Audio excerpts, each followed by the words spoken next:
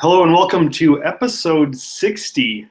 60 episodes, Danny, of Boom. Plain Account, where every week we come together with a special guest to discuss the gospel passage for this upcoming Sunday. We are marching through Lent, hopefully inviting our congregations into taking on new disciplines, renewing, repenting, and returning to the Lord in fresh new ways.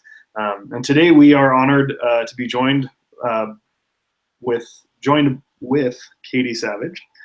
Katie, would you introduce yourself to our audience? Hi, I'm Katie. I am primarily a writer. I am not a pastor, as I've kind of made clear to Ben and Danny, but I write about Jesus, and I'm married to a pastor, so I guess that sort of makes me like in ministry. Is that a good introduction? Is that okay? Yeah, I mean, when marriage makes you one, I guess, his job becomes yours too. I'm taking all the credit for what he does too. Hey, pastor spouses have sometimes the most difficult task. So Absolutely. Yeah. Well, Danny and I, we have an appreciation month, pastor spouses. You do. It's March. You Yeah. do. March. Yeah. So we barely made it. I know. Yeah. So. Well, we appreciate you and all of pastor spouses out there. Thank you. My dog gives me a lot of support, so I will appreciate her as my. Okay. Danny and I are fresh back from the Young Clergy Conference in Oklahoma, the first ever, hopefully annual conference for the Young Clergy Network. We were just so incredibly blown away by the presentations from Richard Rohr, the sermon from Megan Purdue that ended the conference. Absolutely. And it was a delight to be there and discuss the hopeful future of the Church of the Nazarene. Danny, did you have any comments you wanted to make on that?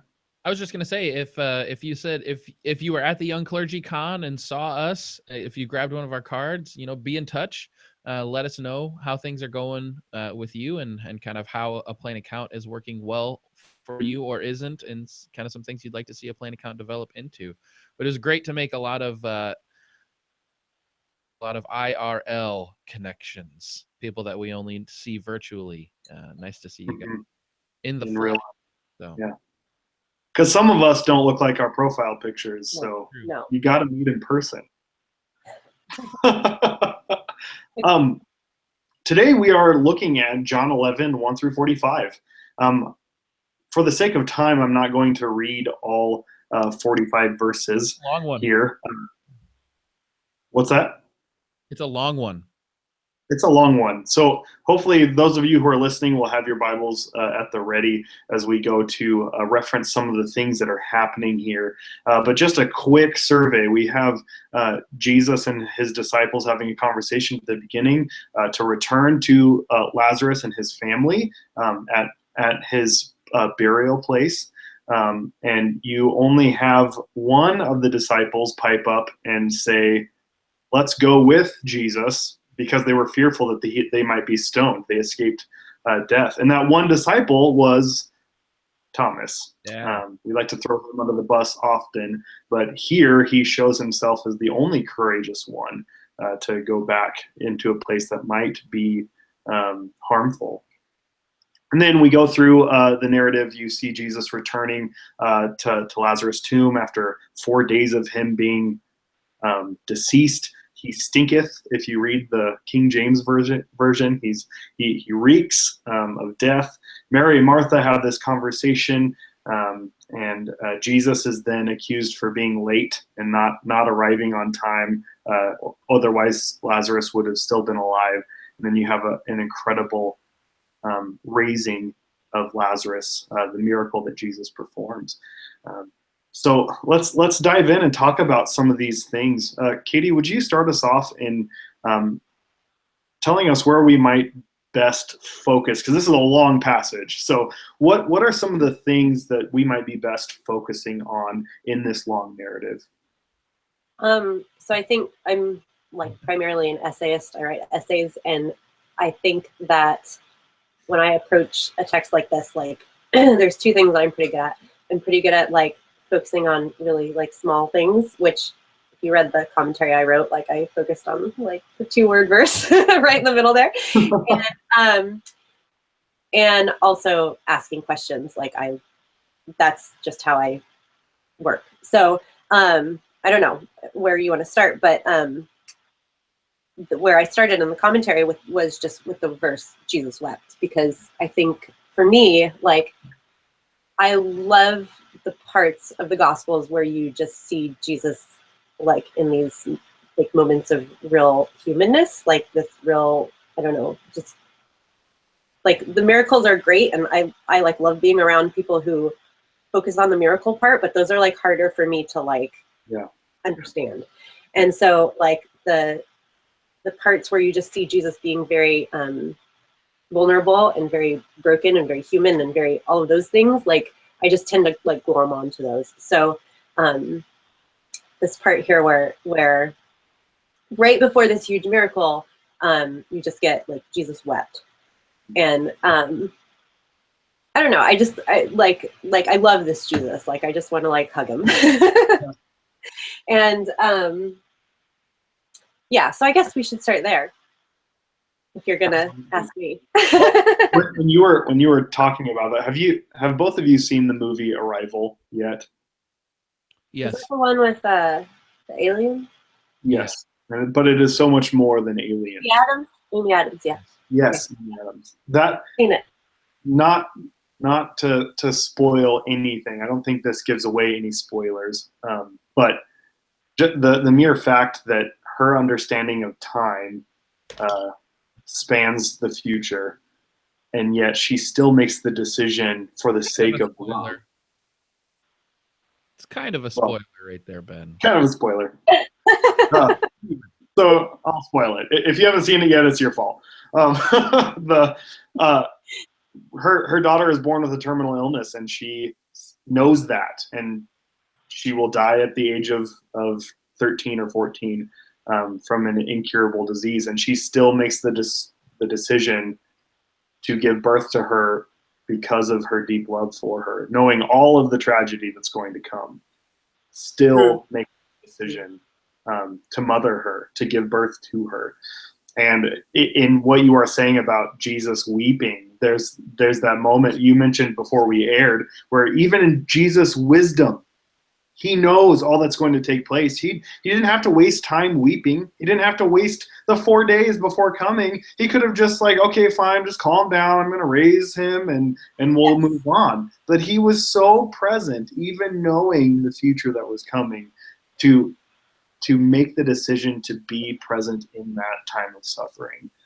And what an incredible example that it is to us who don't know the future. And we barely have any patience for struggle or grief. And we don't even know what's coming. Yeah. We're very good at glossing over things, or like, God has a reason, God has a plan. Like we have all the platitudes for it. And I don't know, like I don't think people want that either, though. Like they don't want you to just get past it. I think when people are going through it, they just want you to be like, yes, this sucks. Yeah, it does. I mean, what if Jesus reached out and put his hand on Martha's shoulders and said, he's in a better place? Like, right. what? We don't have that from Jesus. You need another angel. Exactly. You need another angel in heaven. But you have Jesus, which what you so aptly mentioned in your commentary, Katie. He is alongside in the suffering, as a midwife would be in the birth pains. Not trying to take it away, but to center in it and understand God, the fullness of God in the midst of that grief. Which was just such a beautiful image in your essay, Kate. Absolutely. Can you speak a little bit towards that midwifery? Is that in the midwifery? Midwifery? Yeah. Midwifery? Oh yeah. Great term. Yeah. So I shouldn't take all the credit for that because that's a Brené Brown quote, but she says that she came back to church when she was kind of really going through it, and she expected or maybe wanted the church to act as this epidural for her, to like kind of just numb the pain that she was going through, for it to like feel better. And she says that that did not happen at all. And instead she found the church to be more like a midwife, to kind of say like, this is going to hurt a little bit and that's okay.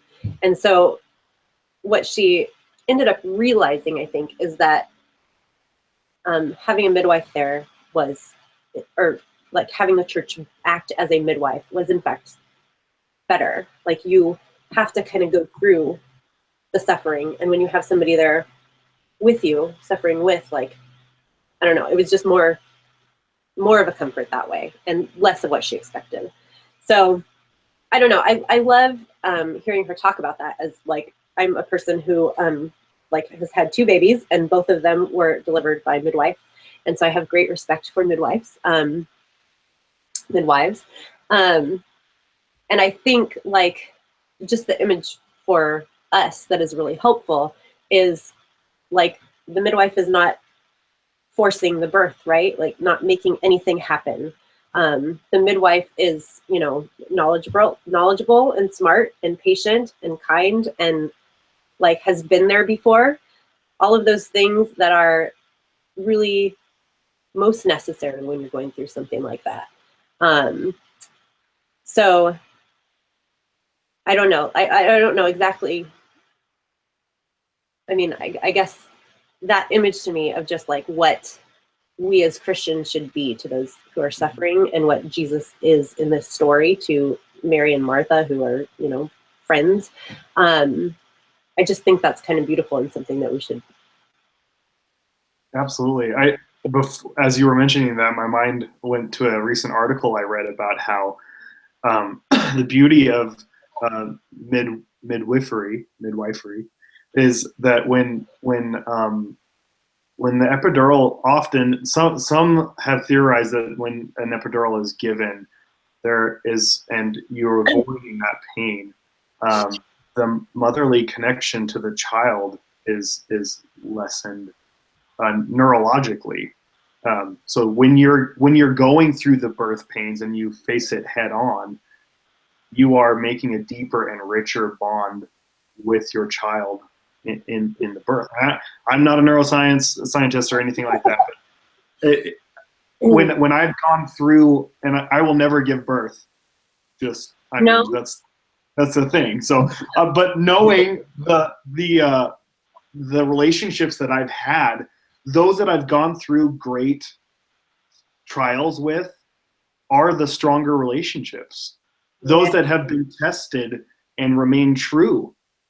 We see that with the Israelites in the desert. We see it with Jesus and his temptations in the wilderness. Like when you're tried by those, that pain and that struggle, those relationships are a deeper bond than others. And I can't help but think of that with Jesus, with the role of the midwife, of course, but with Jesus here as well, who is trying to have them understand a deeper resilience or more meaningful relationship with God in the midst of this pain, as he is there present with them in the midst of it. Right. Yeah, well, I mean, and not to disparage anybody who gets an epidural, because however the baby gets out, like, I get it, do it. But I never had one, and I can tell you that like my body still remembers like feeling like arms and legs and things like come out. Wow. Like it's really, and like, yes, there's a big downside to that because it does not feel great. But the upside to it, I think, is like, I remember that. Like, I remember that experience of like having that happen. And I don't know. I just think that like, I think it relates to what you're saying about like, there is something a little bit like deeper when you've gone through those things, like even in like muscle memory and like, I don't know. So that's interesting to recognize, because when you get to John 20, who is it that sees the stone removed from the tomb but Mary Magdalene. Mhm. I mean, Is that the same Mary? no, I don't think it is, as I think about it. Oh, Marys are sort of interchangeable. Yeah, I don't know. Maybe John's making that connection there, but you think of the other times, it is the women who are the first witnesses to the resurrection. And here in the Gospel of John, the first witnesses of this resurrection, this revival, if you will, are the women. Well, and it's very interesting in this passage too, which I didn't realize before reading all these commentaries, but this is the first time that we meet Lazarus, right? In this raising, but we've met Mary and Martha in Luke, and it even describes Lazarus as like the brother to Mary and Martha, which I was kind of like, that never happens, right? Like it's always like the women in relation to the men. So I just think that's kind of something worth noting. Absolutely. And this is the first time we don't see John's discussion of darkness and light, although that is happening. Lazarus moves from the darkness of the tomb to the light of the outside, the darkness of death to the light of life. Even his movement towards Jesus could be seen as greater illumination. So you have so much to work with here in this passage. Even the one of my favorite narratives is at the very beginning, when the role of Thomas, who is so courageous and saying, let's go die with Jesus. And then we so quickly attach an adjective to his name for the rest of history. Oh, doubting Thomas. Like, why not courageous Thomas? Like, look at him. He's so bold. So there's so much. Thomas is legit. Yeah. Maybe my favorite disciple. I don't know. Mine too. I'm not a lot like him. So what are some homiletical handles? I know that you're an essayist, but sometimes we pastors need to hear from those literary types to say, hey, this is a good way of presenting this narrative to your people that's accessible and profound. Yeah. Well, I mean, another part of this passage that I love is, and we were talking about earlier, is just the responses of Mary and Martha when Jesus arrives. Like, he's late, right? Like, Lazarus is dead. And this is another part that I love, because they're sort of like, they're very honest with Jesus. They're a little pissed. Like, they're a little bit like, well, you're too late. And if you had been here, and I mean, I feel like it's sort of an accusation almost, like, Jesus, like, what? Yeah. And I mean, I feel like I've prayed like those very things, right? Like, whatever, like, I feel, where were you, kind of? And I don't know, I just, like, Danny should talk a little bit about what he was saying with like, maybe the differences between Mary and Martha, because when I read it, I felt like they were so similar, like they almost said the exact same thing, almost like they were talking about it beforehand, like. Well, yes. Yeah, it's interesting when you look at their words, because they both have the same phrase. When he's speaking with Martha, Martha says, Lord, if you had been here, my brother would not have died. Then you look at Mary and she says, Lord, if you had been here, my brother would not have died. Like, that's verbatim. Right. Phrase. Yeah, Katie, they've been talking about this prior. Like, they're telling the as sisters would. Right. Right. But what's interesting is Martha qualifies her statement. If you had been here, my brother would not have died. But even now I know that God will give you whatever you ask of him. And so you might see you might be like, oh, Martha has the greater faith, because she says, but I know that God will do whatever you ask. And so then there's a conversation about resurrection. And so, I mean, one of the things you could talk about is Jesus. Jesus doesn't say, I will be resurrected. Jesus says, I am the resurrection, which is an incredibly important statement. Jesus is so cool. Yeah. Right? I am. And so resurrection is not just a thing that happens to Jesus. Resurrection is a state of being. And so people can participate in the resurrection, because Jesus is the resurrection. And so then that leads to this discourse on resurrection. But then when you look at Mary, her response, her statement to Jesus, she doesn't qualify it. But I know God will do whatever you ask. She says, Lord, if you had been here, my brother would not have died. End of statement. And then it says, when Jesus saw her weeping, he was greatly disturbed in spirit and deeply moved. And so then it's in response to Mary, not in response to Martha, that Jesus weeps, which is so interesting. Yeah. In response to Martha, he responds to her perhaps in a way that is appropriate to her when she might be the one who is, she might seem more grounded, like, yes, I'm hurt, I'm broken, but I know that you are good. And so Jesus engages her at that level. Mary seems to be living into the brokenness of her emotions and is weeping. And so Jesus responds to her in a way that is appropriate to her, in that he is broken with her. And that's how he shows his love, is by being broken alongside her. Yeah. With for her. I mean, any passage in the Bible where I feel like we're given like permission for something, like the Psalms really do this for me too. Like, you're given sort of this permission to be to just come to God with whatever like is in the guts. Like, if you're sad, if you're angry, if you're whatever, like despondent, like that is okay to just be honest with God. I mean, it's kind of ridiculous to not be honest with God, because, you know, the omniscient thing and all that.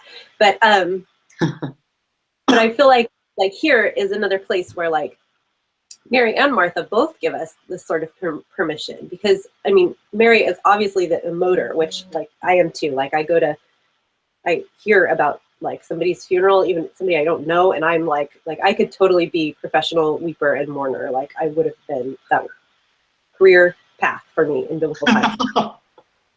But and so like I love that like Mary kind of just gives us permission to just be, I mean, broken. To ask like, where were you, and to cry, and to like just the snot and the whatever, like it's just there. And so I love that, but I also love, because like Martha's kind of like Thomas, right? Like we were down on Martha a lot because, you know, she's sort of like the goody teacher's pet, like always trying to like do the right thing and be the servant and the martyr and all this. And but like there's a certain permission in that too, that like she's trying to like, I don't know, like she's coming to Jesus like where she is, and she's like, yeah, I like feel like I know this about you, that I know that you are, you know, that we have this hope in you. But she doesn't like quite totally know it. She's almost trying to like convince herself that she knows it, I feel like, which I've been there too. But what I think is so good is that in her response to Jesus's response, Jesus says, do you believe this, that I am the resurrection? And then her response, like, Martha should not be looked down upon at all, because she gives this like perhaps most beautiful Christological phrase in the Gospel of John. And she gives us like, believe that you are the Messiah, the Son of God, the one coming into the world, which the one coming into the world. It's not just that he came. Yeah. Because in the words of Richard Moore, that's pretty great, right? Christ is not Jesus's last name. Jesus is the Christ and is the one coming into the world. Yeah. And never not incarnating himself in our world. Yeah. Right. As, I mean, leaving Young Clergy Con, where Richard Rohr spoke at length about all of this, talked about how a lot of the Franciscan theologians would say that the first incarnation was creation. And that Christ is the full incarnation of God, but God is incarnate in the world through creation, present in the world through creation, and then Christ enters into this world. And so the Christ is coming into this world, which to me begs the ecclesiological implications of this passage. Like, because if Jesus is the person Christ, then the church is the corporate Christ.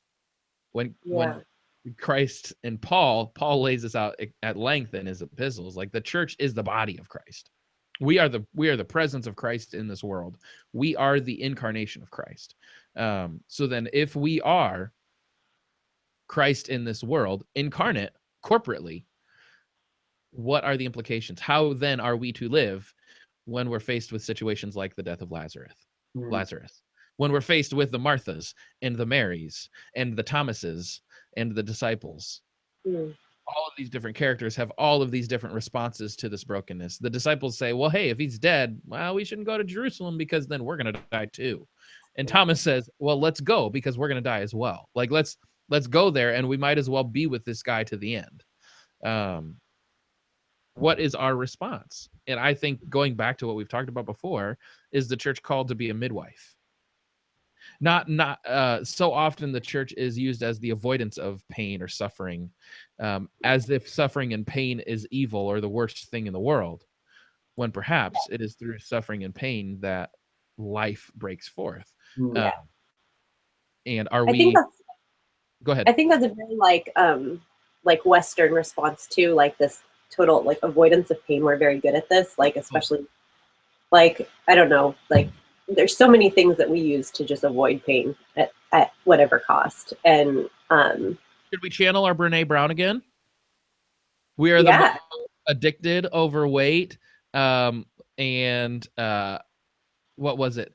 Over medicated population, adult cohort in human history. Right. Yeah. And it's all about the avoidance of pain. Right. All of it. All of it. Yeah. Yeah. I didn't mean to cut you off. You can keep going. No. Well, I was just thinking about, so I'm writing a book about the 8 deadly thoughts, which do you know about those? They're like, there's this monk in the 4th century. His name is Evagrius. And he wrote out like these 8 deadly thoughts that were sort of like the stem of every other like bad thing that could happen. And what eventually happened to those 8 deadly thoughts is they got like changed around and smooshed, and they're now like packaged as the 7 deadly sins. But the thoughts are a little bit different. And one of the thoughts that is different actually is sadness. That's not one that we recognize anymore as a deadly sin. But so when I was researching all of this, like you sort of like sadness, like why is this a deadly thought? Like Jesus was the man of sorrows, right? Like why is sadness this deadly thought? And I think the like clearest way that I had it explained to me was somebody said that sadness is really the desire for something else, not even necessarily something better or something different, something, you know, whatever. It's just anything else. And so it's very different than something like grief or, you know, like the grief that Jesus is feeling here. And so, you know, in English, we just tend to like use a word like sadness as, you know, sadness is the opposite of happiness. Right. And really what I'm learning, like as far as the deadly thought of sadness goes, the opposite isn't happy. The opposite is actually hope.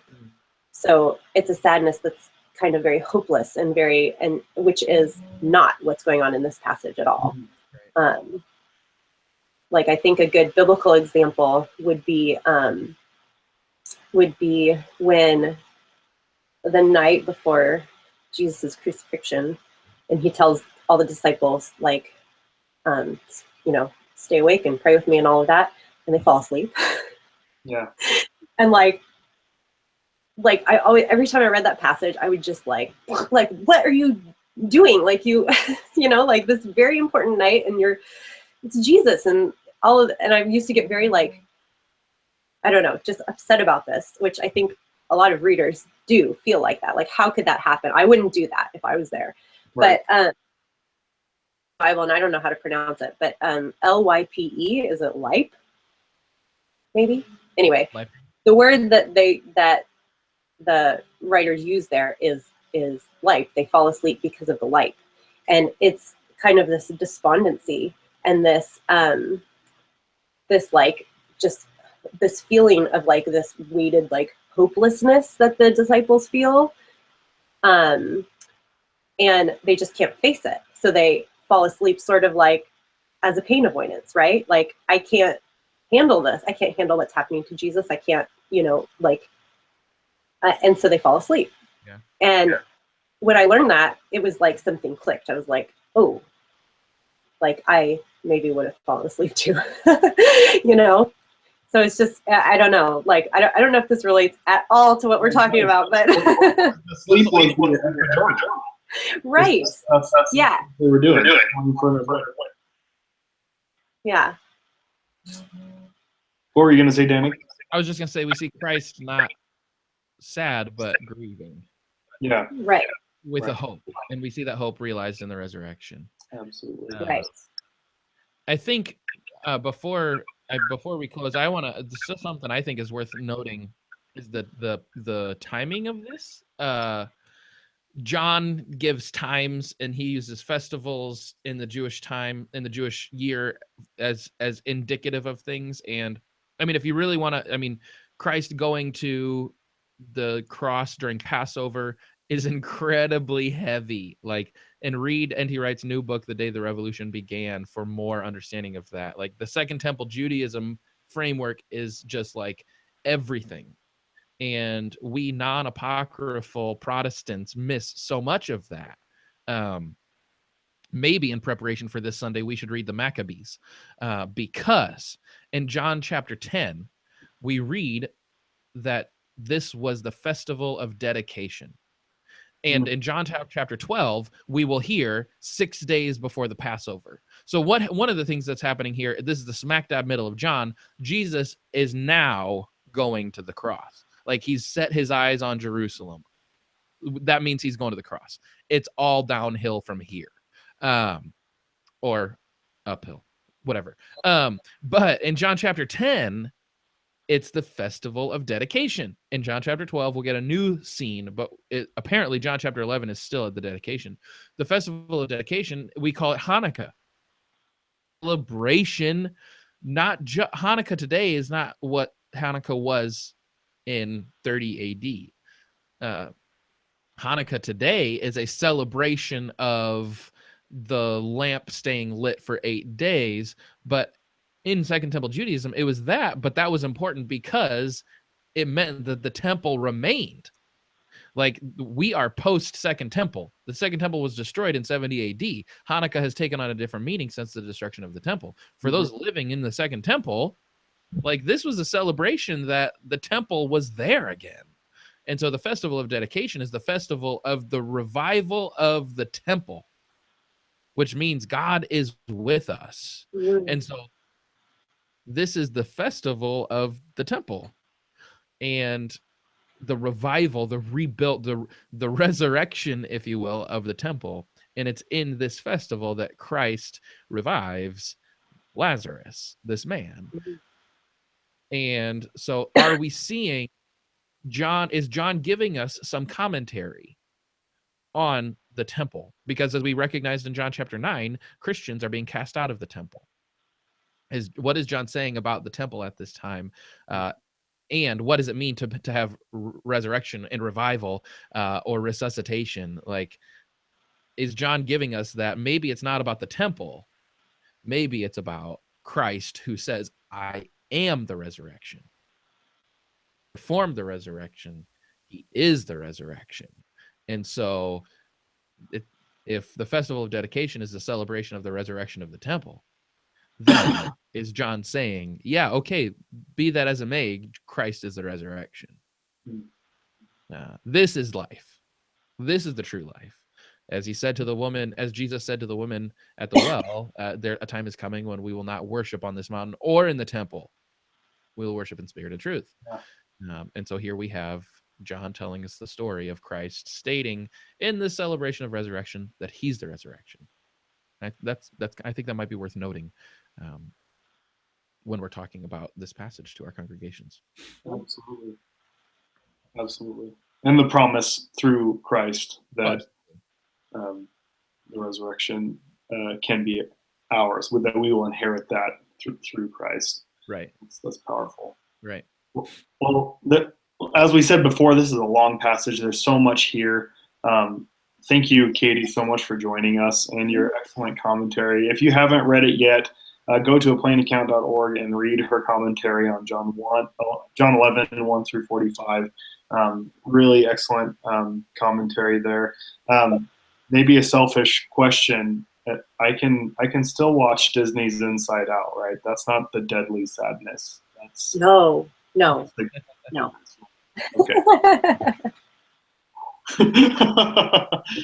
And what's also great about the deadly thoughts is that, like, I mean, everybody has them. Like, you're stuck. Like, Yeah. If you're just like, no, I'm not gonna like have these anymore. Right. Good I'm luck. gonna give them up for Lent. I'm gonna Right. give up. So, Katie, can you give us a shameless plug about your new book? Do you have an expected time that we can be looking for it? Oh no, this one's taking forever. I can't give you a shameless plug for that one. So I'm kind of like in the middle of it right now. But if you're asking for a shameless plug, I'm actually working on a children's book right now. Great. Which I'm very excited about. And it's there's like not zero, but there are very few like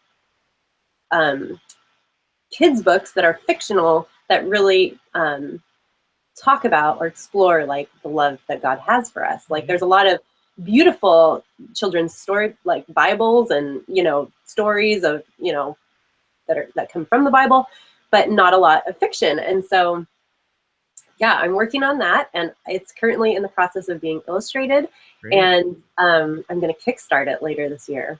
Sweet. So, yeah, it's going to be fun. Well, we look forward to seeing that. Yeah, that will be wonderful. Yeah. Well, to all those who have tuned in and heard us, whether it be live or later on, preach boldly this Sunday. This is a long passage, but I think it's full of such importance for those of us who are journeying to the cross this season of Lent. Preach boldly. God be with you. Thanks again, Katie, and blessings upon you as we go through this season of Lent. Peace be with you. Thanks. See you guys.